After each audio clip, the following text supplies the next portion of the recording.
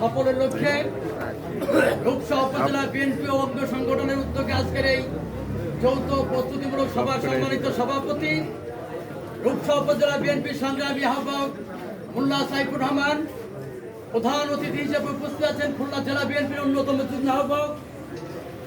17 মে সমাবেশ সফলের লক্ষ্যে রূপসা তারকুজা দেগলিয়ার বাস্তবায়ন কমিটির সম্মানিত প্রধান সমন্বয়ক জননেতা খান জুলফিকারী দুলু ভাই আমাদের মাঝে উপস্থিত আছেন। বাংলাদেশ জাতীয়তাবাদী দল বিএনপি খুলনা জেলা শাখার অন্যতম যুগ্ম আহ্বায়ক সাবেক ছাত্রনেতা জিএম কামরুজ্জামান টুকু, রূপসা খুলনা জেলা স্বেচ্ছাসেবক দলের সংগ্রামী আহ্বায়ক সাবেক ছাত্রনেতা সাবেক ছাত্রনেতা গোলাম মোস্তফা তুহিন সহ উপস্থিত নেতৃত্ব সংগ্রামী আসসালামু আলাইকুম রহমতুল্লাহ।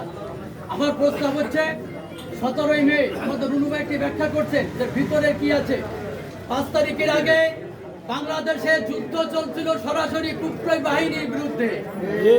ফ্যাসিবাদ মুক্ত বাংলাদেশ 5 তারিখের পরে যুদ্ধ চলছে মুনাফিক বাহিনীর বিরুদ্ধে। আমাদের এই মুনাফিক বাহিনী কারা এটা আমরা সকলেই জানি। আগামী 17 মে সমাবেশ বাস্তবায়নের লক্ষ্যে আমার প্রস্তাব হলো খুলনার সমাবেশ আজিজুল বাড়ি হেলাল ভাই রূপসার কৃতি সন্তান। আমি মনে করি রূপসাবাসী এখানে ঐক্যবদ্ধভাবে আমরা সমাবেশ স্থলে যাব। যদি অঙ্গ সংগঠনের আলাদা করে ব্যানার করতে হয় সেখানে ওই জায়গায় সিদ্ধান্ত নিতে হবে। স্থানীয় হয়ে মুভ হবে বিএনপি সমাবেশে আমরা যাব সকলে ঐক্যবদ্ধভাবে। টিএসপি ইউনিয়নে আসলে কোনো গ্রুপিং নাই, আমরা অনেকে মনে করি টিএসপি গ্রুপিং আছে। আপনারা জানবেন বিগত সময়ে রাজনৈতিক কোনো বিষয়ে জাতীয় এবং জেলা স্থানীয় কোনো সিদ্ধান্তে বিএনপি কখনো দ্বিমত বিভক্তি হয় নাই। আমরা যে সমাবেশ করছি এখানে সেখানে কোনো বিভক্তি ছিল না।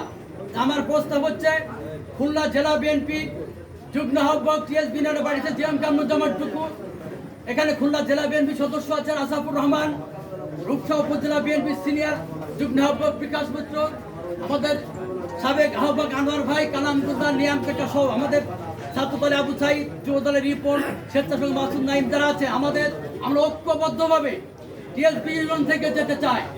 সেই ক্ষেত্রে প্রস্তাব হলো অঙ্গ সংগঠনের নামে আলাদা কোনো গাড়ি না দিয়ে আমাদের ইউনিয়নকে গাড়ি দিতে হবে। ন্যূনতম আমার প্রস্তাব হচ্ছে ন্যূনতম যদি আমাদের নেতৃত্ব একটা সিদ্ধান্ত নেবে 10 থেকে 12টি গাড়ি কমপক্ষে লাগবে। স্পট আমরা পরবর্তীতে আমাদের জেলা বিএনপি, থানা বিএনপি, ইউনিয়ন বিএনপি বসে ইনশাআল্লাহ আমরা সিদ্ধান্ত নেবো। এবারে আমার বক্তব্য রাখছি। খুদা হাফেজ।